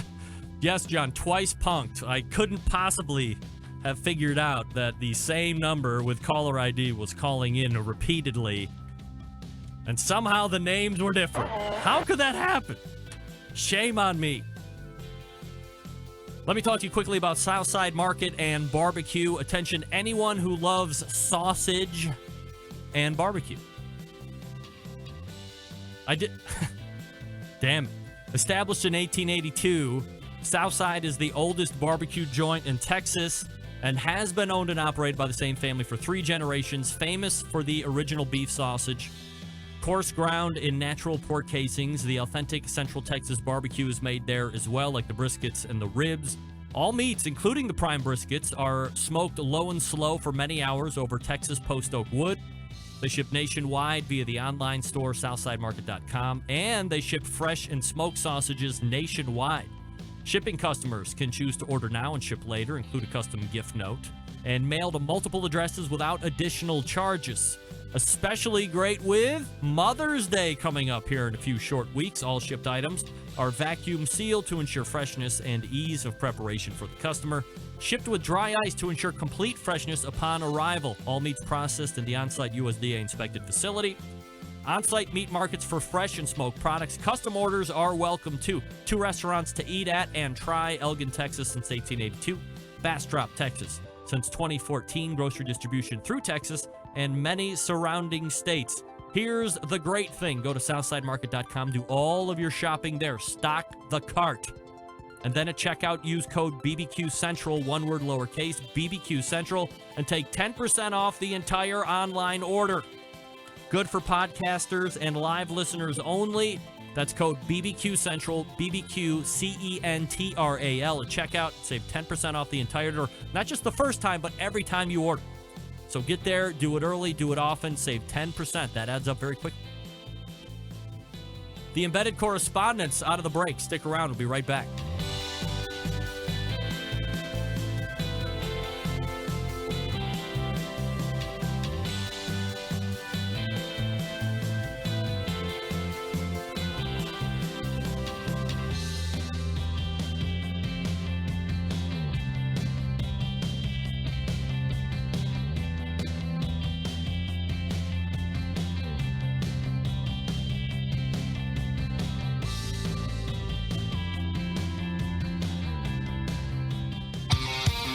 The only show giving you a monthly visit from a doctor of barbecue. A man actually named Meathead. The author of a barbecue Bible. Bloggers, reviewers, competitors, and manufacturers by the dozens. It's the Barbecue Central Show. Once again, here's your host, Greg Rempe. All right, welcome back. This portion of the show is being brought to you by Smithfield. Are you ready to find out where you rank against all competitive barbecue teams across the country? Visit SmokinWithSmithfield.com to check your rank on the Smokin' with Smithfield National Barbecue Championship leaderboard. SmokinWithSmithfield.com is the email or is the web address. Again, SmokinWithSmithfield.com. I believe there was some kind of an issue with the stats being generated because KCBS wasn't availing themselves to making them available to certain other websites or something along these lines, but things might be working out at this point if I was looking at social media properly. But nonetheless, SmokingWithSmithfield.com is the place to go. Actually, Emily Detweiler will be on the show here in a short few weeks anyway, so we'll make sure we get all of the updates as far as that is concerned. Anyway, it is the second Tuesday. It is the fourth Tuesday of the month, and that, of course, means we will be doing the Embedded Correspondents segment with Doug Scheiding from Texas and John Solberg from Michigan and David Huff, I think, from Oklahoma, and Steve Ray from Tennessee. Gentlemen, appreciate you joining me as always. And now I will not say anything and try and catch people in the act. Ooh, very nice. There we are. There we are. There we go. All right. Nobody was saying that. Oh, no. I'm here. Check 1, 2. Check 1, 2. Check 1, 2. All right. There we go. I thought I was hearing myself back there, but it must have been a technical glitch. Can Anyway. you see me? Yeah. Yes. Steve, I can see. Unfortunately. Steve, hey, guess what? It's my show. I'll call on you. Stand down, soldier. Stand down. We have a number of things to get to with Texas and Tennessee and Michigan and Oklahoma. Dave, we'll start with you. I mean, look at you off to the top left there or top right, depending on what you're looking at. What's the theme of this evening for you in Oklahoma? I just didn't want to mouth breathe, Greg. This was my reminder to not breathe heavily into the mic, just for you. You are going to breathe, though, too. It sounds like you might be holding back some breathing in general. I don't want you to pass out. It's okay. The 3 beers and more I got going on will take care of that first. No problem. All right. Well, that rag might also double as a protector from vomit going into the microphone if you're going to be downing multiple beers over the next 40 minutes. Number of things to get to here, gentlemen, the first of which has nothing to do with barbecue. My first Texas guy could have cared less to answer this question, but I know you guys will pick me up because that's what you do. Steve in Tennessee, kind of a sports guy. NBA Finals, who makes it this year from the East and the West? Golden State from the West. Milwaukee Bucks from the East. I like that. I like it. Well reasoned. I mean, do you take Golden State? Steph Curry in the West for Golden State, and then out you've got I can't wait to hear this. Giannis Antetokounmpo. Antetokounmpo. The Bucks. The Greek freak. Yeah. So do you ball skills? You like him a lot? You think he's a good player? Oh, he's the MVP this year. They've got the best record in basketball. He's the MVP over James Harden, you think? Absolutely. All right, absolutely. All right. Now we will go to another basketball mecca, Michigan. John Solberg, noted sports expert, NBA Finals prediction. I'm going with the Clippers in Orlando and hope that I got one from each division. If I'm not mistaken, I believe Orlando is out. Oh, okay. Well, they should have been there. No, they should not have been there. They were not good. Hey, I'm trying to push the envelope and get into the sports thing. Did I get at least a team in each of the 2 halves? Yeah, you got the West Coast is all right. The East Coast was lacking. That's all right. We go to Oklahoma, NBA Finals prediction, David. He's in mute. He doesn't even know it. Again, with the mouth breathing, trying to avoid it. My heart says the Thunder, of course, but I'm going to go with the Houston Rockets and the Milwaukee Bucks. Wow. All right. And then we will end with Doug. Well, I'd like to go with my Spurs, but I think they're going to get beat by Denver here tonight, and so that'll be the beginning of the end. So I'm going to go with Golden State and the Toronto Raptors. Really? Toronto Raptors. All right.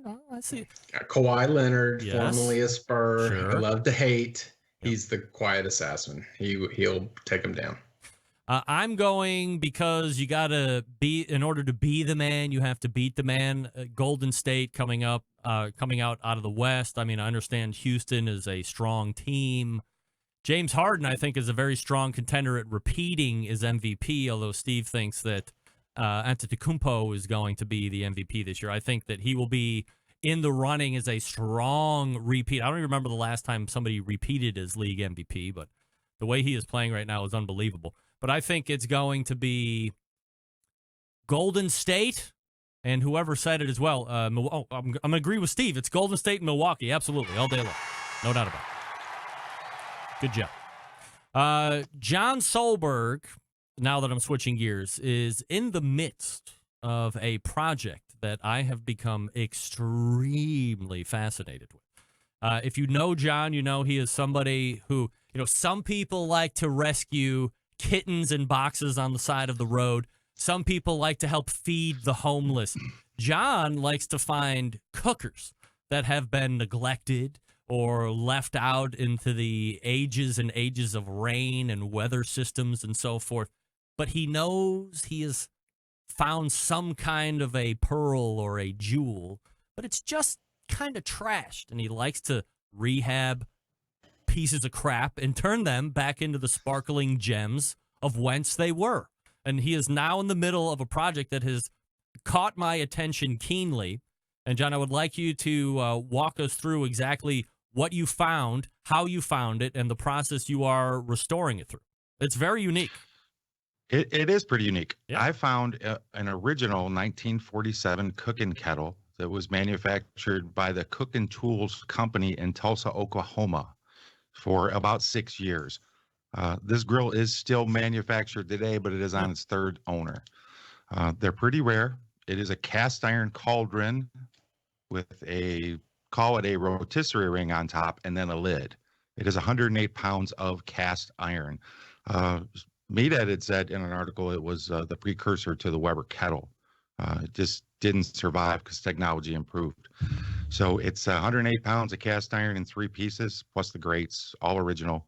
And I am restoring that through electrolysis to get the rust and the 70 years of stuff off of it so I can put it back to its original shape. Do you know how to do electrolysis, or did you have to troll through YouTube? I've been aware of it, but I've never done it. I do a lot of cast iron, but I always use a different method. I'm always been afraid of taking electricity and putting stuff in water and running electricity through it. Just doesn't make sense to me. But this was so big, I said, well, it's time to learn. So I crashed through some YouTubes and just finally, over the last 3 months, decided it's time to put this thing in a tub and see what happens. So how long has it been in the soak for? Is it going on 48 hours now? Yeah, it went in Sunday. So we're at the 48-hour mark. I have pulled it out and taken a look at it. We're talking about the pretty pot, interesting right? Process. Yeah, I have the base in there right now. The base was the biggest piece, so I started with that. I have a 35-gallon, horse watering tub or feeding tub from Tractor Supply, some rebar, a battery charger, some washing soda to make the electrolyte, and you pass current through this thing. And I'm thinking in about a week it'll be stripped down and that portion will be ready to paint. It's in the soak for a week? Yeah, I think so. Wow. I think it's. What color is it? What color do you think it's going to be coming out, or what? I don't even know what the right words are. But how is it supposed to look? It will come out black because I'm sure there's a lot of listeners that can get me more information on this than I have. The iron oxide turns to magnetite as it gives up that molecule through the electrolysis. So it becomes black. Doug's laughing. He probably knows more about it than me. But I think he's just surprised you're using words like electrolysis and magnetite on this show. Like, this is the crash course in wizardry here. Well, it's a pretty simple process. It's like bowling. I'll do it, but I don't want to understand it. Okay. So, so it's going to be black. And even when I pulled it out yesterday, there was a lot of black powder on it. And I'll actually leave that black powder on there until it goes to paint to protect it from re-rusting again. So it's going to come out black.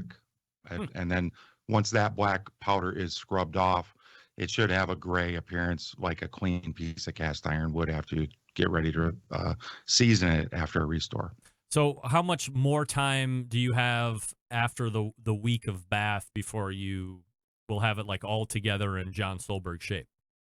Well, there's 3 main parts. So there's the base, we'll call it the riser ring or the rotisserie ring, and the lid. So I'm planning on a week for each one of those parts. Oh my Lord. Then there's all the hardware, which was taken off. There's the pinwheel vent, the handles, all of the screws, the nuts and bolts. I don't think those will take quite as long.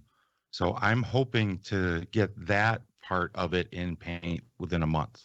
And in the meantime, there's also an original cart for this that everything's original except for the wheels. And I'm just trying to figure out how I'm going to go about that part of it. And I'm really thinking about high temperature powder coating that back to its original color. I'm getting a question from Instant Chat. I have no idea if this was a thought or if it's even a feasible process, but is sandblasting an option or no?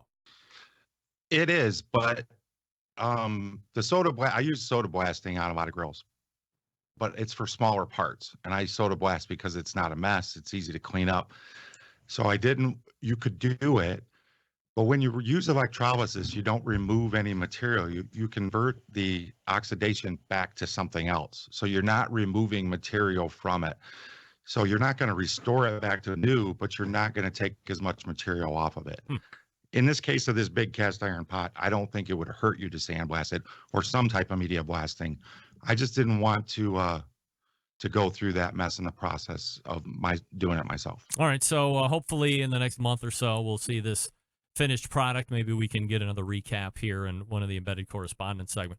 So I appreciate you sharing that with us, John, because I found just the tub portion of it very MacGyverish of you. I watch it with incredible fascination going, look at this son of a bitch up here putting together all this stuff and running electricity through what, and there's no way I could ever do that. So I just watch with endless jealousy of you being able to hook that all up and piece it together. I mean, it's absolutely insane. So it's scary, man. It's the hot tub time machine, and it's scary. I'm not going to lie. It was scary. When you start, it's like, oh, what's going to happen? One of the major topics tonight was name the 5 barbecue / and/or grilling personalities you would like to have at your funeral. Let's answer this question first as we race around the proverbial dais, and we will start with our Oklahoma correspondent. Just yes or no. David, are you afraid to die? That came out of nowhere. This is setting up the question, David. Come on, play along. I'm sure a little bit. I think everybody has a little bit of fear of that. It's yes or no. No. Doug, are you afraid to die? No. Steve? Dying ain't much of a living. Yes. John Solberg, scared or die? No. Scared to die? No. Not one bit. Okay, me neither. So one of us is afraid to die. So assuming, well, let's not even assume. Here's the bad news, gang. No one gets out alive. So at some point, we may all be attending each other's barbecue funerals. And the topic would be, what 5 barbecue or grilling personalities, aside from us included, I mean, we all figure we're all going to be at each other's ultimate demise, but what 5 barbecue and grilling personalities would you also like to see at your funeral as you stare back either through an urn or a casket? And we will start with none other than the fine gentleman of Tennessee. All right. I've got number 1, David Bosca. Number 2, Dave Amend, the nicest guy in barbecue. Who's that? He's a Southeast guy. He's a KCBS judge. Okay. A rep, competitor. He's the nicest guy in barbecue. Rod Gray, because he is the winningest man on the barbecue Pitmaster series, which you know I love.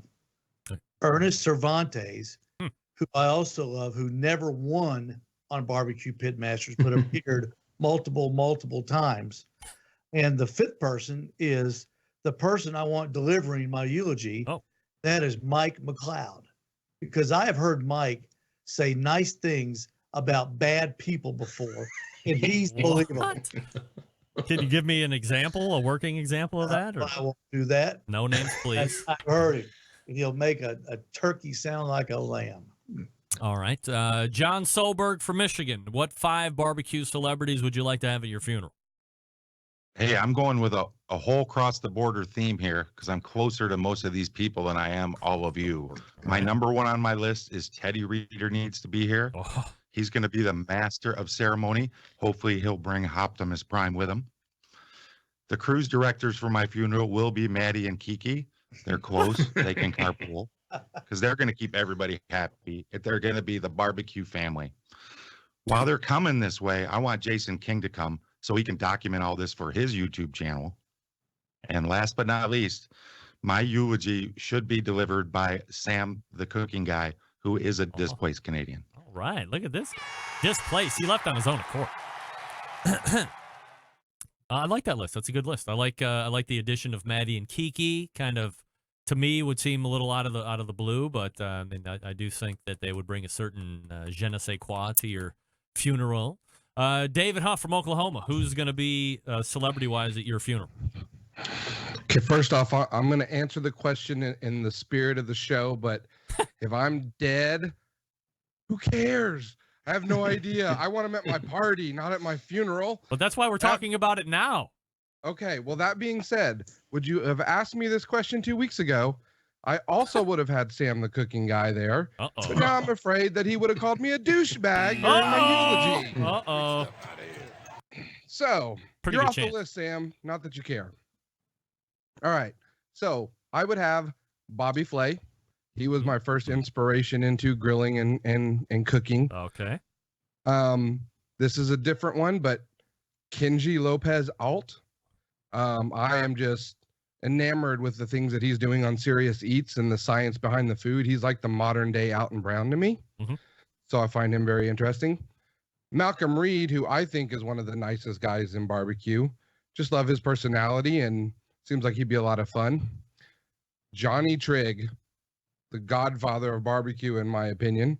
I would want him at the at my funeral. And the last but not least, certainly, sitting in the back of the room in a nice little black dress with sunglasses on, I would want Jess Pryles so my wife would look at her and think, who is that lady and what was she doing with my husband? And it would be perfect. Look at this guy. He's got it nailed down. Locked down in Oklahoma. I like it. Let's go to Texas and Doug Scheid. Okay, well, I'm not going to have a funeral because I'm going to be cremated, so it should be a party or a celebration, and you cannot start the list without having Chad Ward there as the party director. He will liven any party. Never met a stranger. Aaron McCargo, he's the one that got me into cooking overall and starting to cooking ribs. I've only met this guy once, but he is a wild dude. Stretch from Grinders Barbecue. I would want him at the party. Unlike David, I would want Sam the cooking guy there. Who cares about a few S and F bombs thrown here and there? And Greg, you said that I would be watching. So I'm going to change my answer because my last answer would have been Bobby Flay. Okay. But I know you will be there. Yeah. So I would want Guy Fieri there and I want you there. And so I would love to watch that interaction. So what do you think would happen? A fight would break out at a funeral. That'd be awesome. No.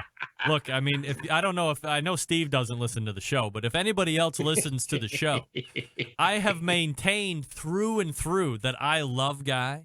I want to hang out with Guy. I want to get his cast off poon. I want to show, toss beers with this guy. I just don't like the fact that he's in the Barbecue Hall of Fame. Would I say that to his face at your funeral? Yes. Yes. Yes, of course. Exactly. As I am eulogizing you uninvited, Doug, that would be the first thing I point out. As we celebrate Doug's great barbecue life, I do want to mention that Guy Fieri should not be in the Barbecue Hall of Fame, pulling at the very fabric. My list, very quickly, first and foremost, wow, I almost hit the timing just right there. For me, my initial live fire inspiration and third Tuesday of the month guest, Stephen Reichland. Most prolific cookbook author, too, by the way. Then to be like an MC and a eulogizer as well, because he is filled with an incredible amount of information at live fire. Somebody who I've met in person and that I have a personal relationship outside of the show relationship. Meathead from AmazingRibs.com. You might find this crazy, but only to get him up and have him announce to everybody at my party, because like Doug, I want to get burned. There's no way I'm going to have a bunch of people stand over my dead body because that is creepy. I want Johnny Trick to get up and say a few words about how he does not know me and what the hell am I doing here and who is this guy? That's what I want. And then he was joking, Greg. He was joking. That's what he said. Of course. He was just joking. Then I want Sterling Ball there because he's a fun guy and I have a relationship with him outside. And then, geez, here we go. I'm at a toss-up. Let me get out my quarter. Is it going to be Jim Minion or is it going to be Jack Arnold, Instagram sensation? It's going to be Jack Arnold because I want him to make all the Snake River Farms burgers for everybody that's going to be there, cut them in half and juice them out. And be like, all peace, bro, and all that good stuff, because I think he would bring a nice positive vibe to my last party here on Earth. And those are my 5 barbecue and grilling celebrities. All right, so stand and bring by. the Carolina Panther cheerleaders. Yeah, right, of course. Goes without saying. All right, guys, stand by as we get ready to talk about the things that we would leave or bequeath to each other. I said bequeath, fools. And I will talk to you quickly about Green Mountain Grills. Some of the best pellet cookers out there on the market today. If you are looking at purchasing a pellet cooker for the backyard or your competition trailer, whatever it may be, might I suggest that you give Green Mountain Grills a try right now. They have a new line out called the Prime line. You can see into the cooking chamber. You can also see into the pellet hopper, so you can look but not looking, not cooking, whatever. We all know that's kind of a fallacy, but now you can just look right into it. You don't have to lift the lid and see what's happening. You can also check the level of your pellets in the hopper as well, because you have to peek through there. More of a sturdy, more robust chassis than the traditional and or classic line. Jim Bowie is the biggest, Daniel Boone is the middle, and then you have the portable unit called the Daniel Boone. So we are starting to inch closer and closer into tailgate season, or maybe you're a big camper and you just want to take something with you instead of the big honking cookers. You can plug it right into the 12-volt outlet of your car. That was the first iteration of the 12-volt operation for all of the Green Mountain Grills now that are in the Prime line. Give you a little bit more precise fan that lessens the pellet consumption, increases pellet efficiency or the burn efficiency. If you want to learn more about these, you go to greenmountaingrills.com. That's greenmountaingrills.com. Don't forget the Daniel Boone and the Jim Bowie. You can tear the guts out of those, drop in the pizza oven insert, and now you have a pizza party. You can do ribs. You could do ribs in there too, I guess, if you wanted, but you can do pizzas in 2 or 3 minutes, depending on how hot you have it running. And it is just really fun to turn out pizzas that quick. You can make them all different kinds, dessert pizzas, whatever. You could actually rip the pizza stone out, put grill grates in there, and now you have an 800-900 degree top-down cooker, like a salamander. Ever use it that way? Might want to think about it. Wrap the pan in aluminum foil before you go make a mess. greenmountaingrills.com. That's greenmountaingrills.com. We're back with more of the embedded correspondence right after this. Stick around. We'll be right back.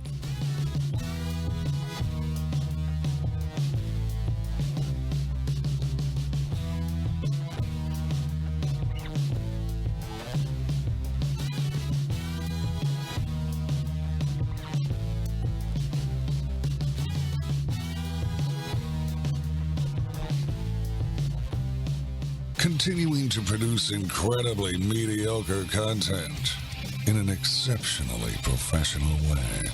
You're listening and watching the Barbecue Central Show. Once again, here's your host, Greg Rampey. One of my favorite accessories now is the Fireboard. I just used it a couple nights ago. Monitor up to 6 different temperatures simultaneously, connect to Wi-Fi for cloud-based monitoring, or connect via Bluetooth. If you have Alexa or the Google Assistant, I have Alexa, and it's hooked right up to it. So I can say, Alexa, tell me what my internal temperature is on probe number 1, and it'll tell you 120 degrees. Fireboard.com is the website. 816-945-2232 is the phone number. Ted Conrad will be on the show next week. New product announcement will be made at that time as well. The embedded correspondents are joining me We just got done talking about the 5 barbecue and grilling personalities that we would like to have at our respective funerals and or cremations. Now, what one item would you leave for the other embedded correspondent? I mean, I don't know exactly where the death thinking this came up, but nevertheless, so 4 of the 5 of us are not scared to die. So, I mean, what do we care? It's going to happen anyway. What one item would you leave the other embedded correspondents upon your ultimate dirt nap? And we will go to John Solberg in Michigan. This is a tough question. It You gotta is. think about this one for a while. Yeah, that's right. But my gift to you is, I think, was the simplest, because I really want you to have my Tech Patio 2 grill, my infrared grill. Yeah, I love it. I mean, that's like, matter of fact, you're going, I hope you have that before I'm dead. Well, you're not That's the my only goal. one. You're not the only one. So, David, you're going to get my almost 800 Instagram followers. It's not much, but it's all I got. They're real. 3 years in the making. Engaged. They're going to get, they are engaged. Doug, you were a tough one for me. So I tried. It means something, believe it or not. I want you to have all of my cookbooks and all of my handwritten recipes. Oh, cool. And the reason I want you to have them is because I think you will do something with them, or you won't, but I think you'd appreciate them.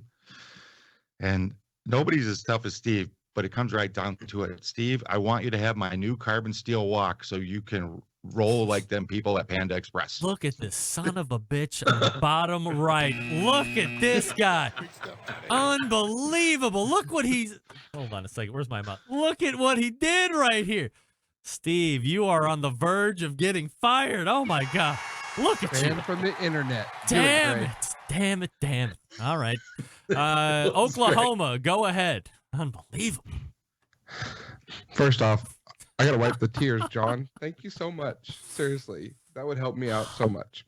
Okay, so John, in return, I will give you all of my grill brushes and cleaning products because obviously they are not used by me, as you noticed on my last video. I don't think you have any, but thank you. You're welcome. That's the love, brother. Doug, you can have my Yoder YS 1500 so you can see what a real pellet grill cooks like. That's the kind of guy that I am. By the way, there's a big Yoder announcement tomorrow. There's some new stuff coming out, so listen to that. Steve, thought long and hard about this, my friend.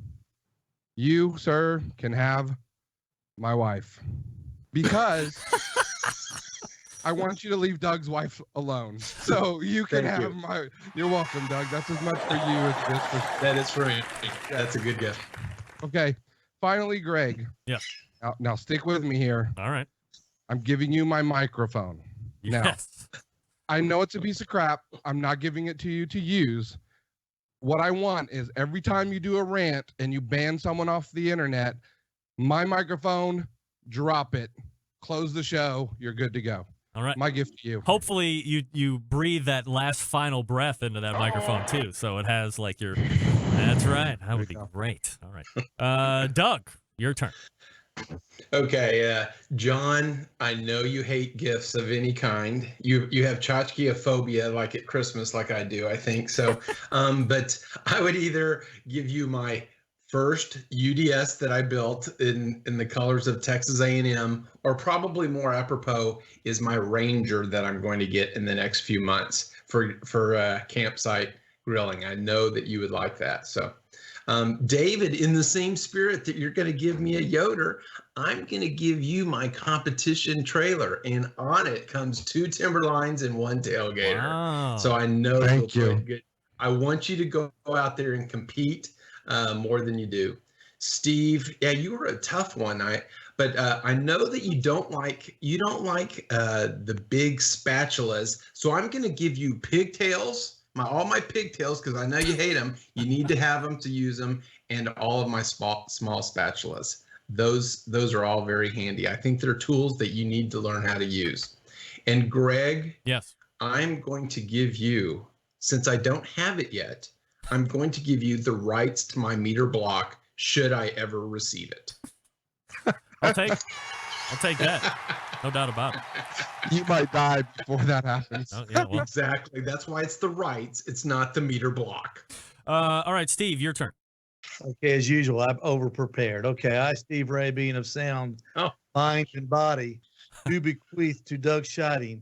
I give my signed copy of Indoor Grilling for Dummies, an 18.5-inch Weber Smoky Mountain Smoker, my oldest set of grill grates, a 12-pack of Oscar Mayer beef hot dogs, and a copy of the book, The Importance of Paying Off Bets When You Lose. To David Huff, I'll leave my copy of How to Use a Microphone Like a Pro, my Kiss the Cook barbecue t-shirt, my 25-year collection of Playboys, my 30-year-old Macanudo Baron de Rothschild cigar, and a copy of the book, The Importance of Paying Off Bets When You Lose. To John Solberg of Fenton, Michigan, I bequeath my 2016 PK grill complete with grill grates, cover and consumer installed thermometer, a copy of the book, Why Do People Live in Michigan When Tennessee is So Close, my 14-inch Weber Smoky Mountain Smoker, complete with cover and little tiny tongs. And to Stover Harger III, I leave my pack of rolling papers from college.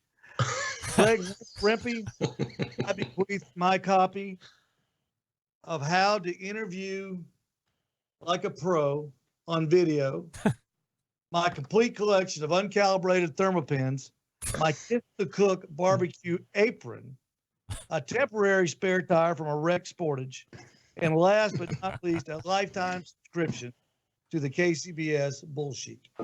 Thank God for the last one. This day, April 23rd, by the Embedded Correspondents. Thank you, Steve, for putting forth a tremendous amount of effort.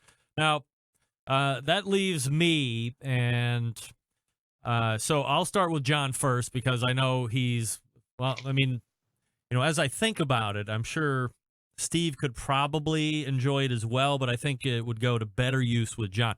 I would allow John a pass down into the studio, and you are allowed to take every and any piece of equipment in the Barbecue Central Radio Network studios, including multiple monitors and lights and microphones and remote equipment and all that other stuff, green screens if you so desire.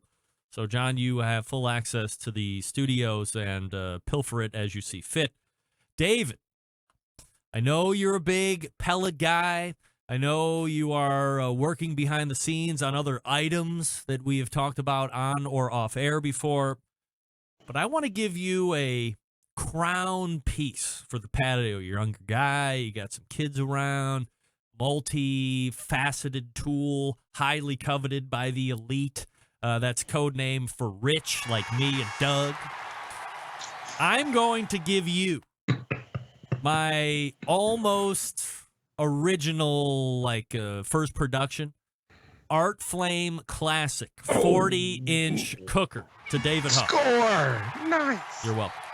Great. I hope that you travel safely. I have no plans to travel anytime soon. Thank you. Eat raw meat. To my pal Doug, should you, let's see. Okay. On the off chance that I get a meter block before you get your meter block, I am leaving my meter block to you. Oh, how sweet. We're twinsies. I'm a firm believer that you're just never going to get a meter block. Dennis Busso from Colorado does have his meter block, so we have seen them starting to pedal out. But if I get mine first and then I summarily pass away quickly, I will say to the police, look into that as being highly questionable. I'm just saying that out loud here right now for the record, but you will get it, Doug. And lastly, Steve, because I know you like gravity-fed cookers and pellet cookers and pit barrel cookers, which certainly I agree with, I want to make sure that you also have one of the industry-leading offset fire cookers. You will get bequeathed a Ben Lang original 36-inch patio model offset.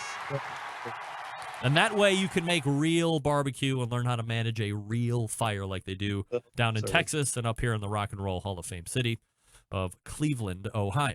All right, so we got 4 minutes left.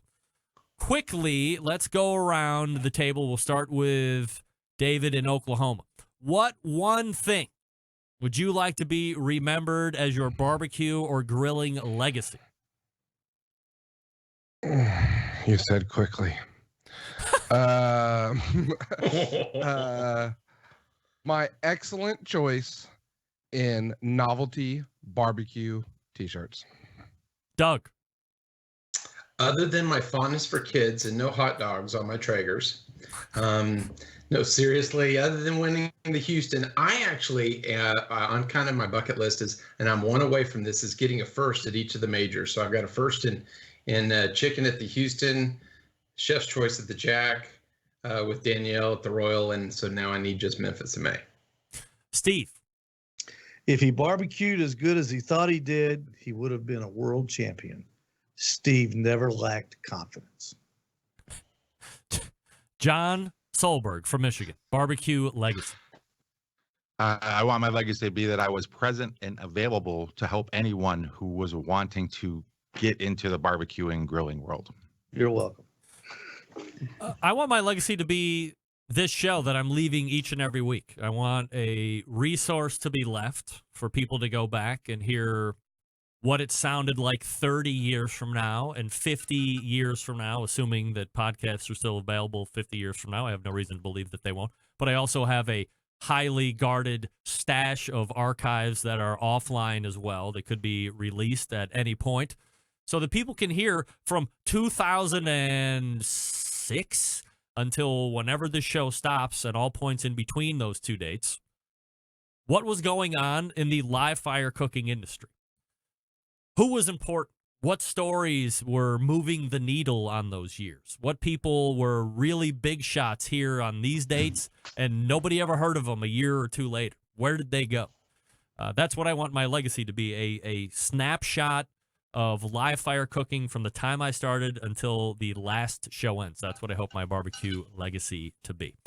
Last question before second to last question. Did you guys do your... I don't think I want to go do that. What, in your mind, is the current most popular barbecue and grilling food or meat? Steve? Oh, it's got to be vegetables. All over Instagram, all over Facebook, people grilling vegetables and then, next to their meat, taking it out of the kitchen, going to the grill and to the smoker with it. It's fascinating. Doug?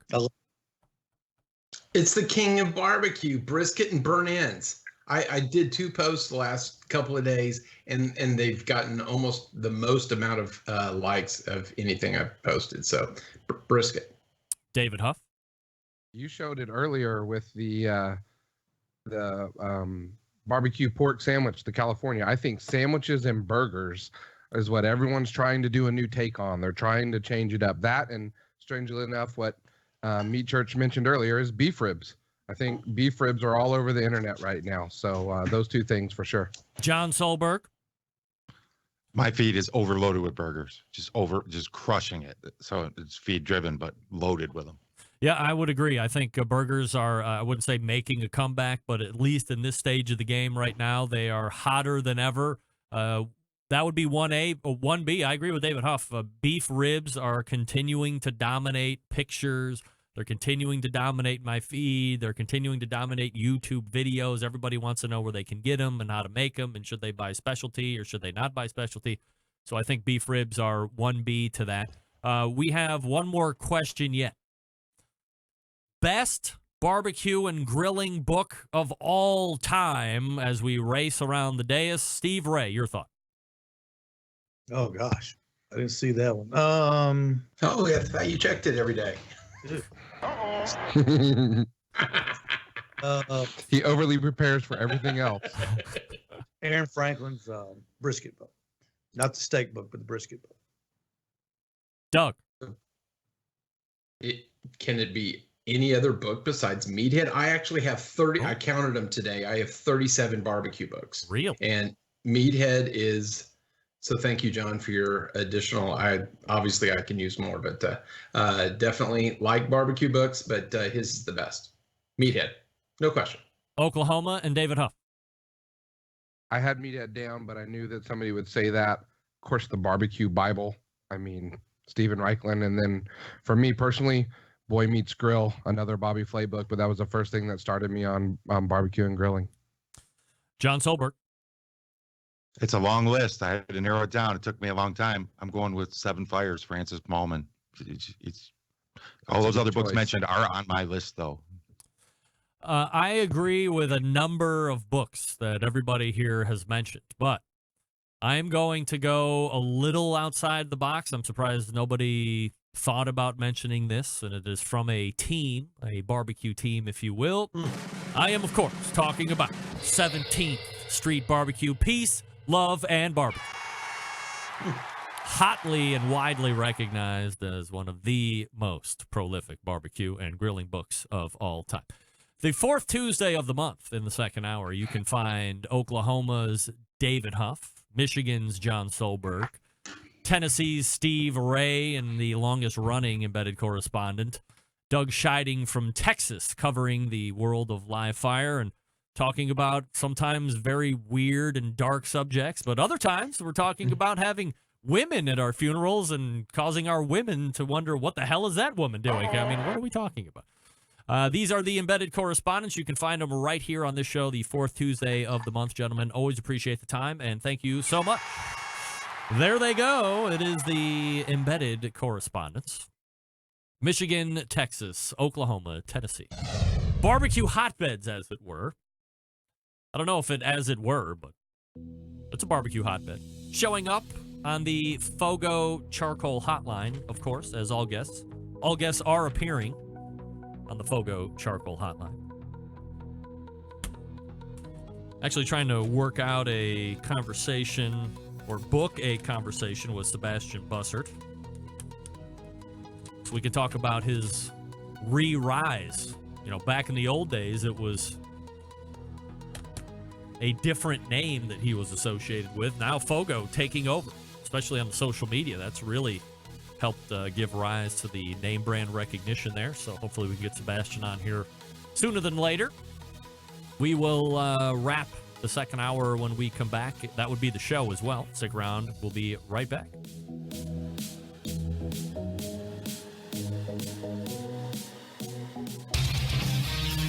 Whole packers, full racks, legs and thighs, injecting butts. If you've never heard this before, you might think you found the best XXX show ever. Let's get back to the most homoerotic host out there today, Greg Rempe. All right, welcome back. Thanks again to the embedded correspondents, David Huff from Oklahoma, John Solberg from Michigan, Doug Scheiding from Texas, and Steve Ray from Tennessee for joining me the past two segments. Our take on the NBA, John Solberg's cooking kettle restoration process, 5 barbecue and grilling personalities we'd like to have at our funeral. What one item we would leave for each other, that being the embedded correspondence, barbecue legacy, the list goes on. All right, let's go ahead and get ready to race out all the way back in the first hour. It was Matt Pittman from Meat Church. Did you miss it? You can get it on podcast, don't worry. Go immediately to your podcast catchers like iTunes and Google Podcasts and search the show, the BBQ Central Show. Subscribe, and away you go.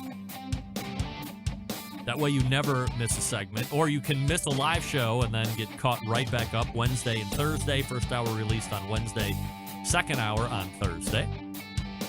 Then in the second hour, it was the embedded correspondence, talking about a bunch of different topics. You will see them again in a month's time. Fourth Tuesday of the month, they show up in the second hour, and we do fun and frivolous things. As I had mentioned, the entire show next week already locked down and booked, ready to go, locked and loaded. September 11th, 2001, I will never forget. Until next Tuesday at 9 p.m. Eastern Standard Time, this is your program host and proud U.S. American, Greg Rempe. Good night now.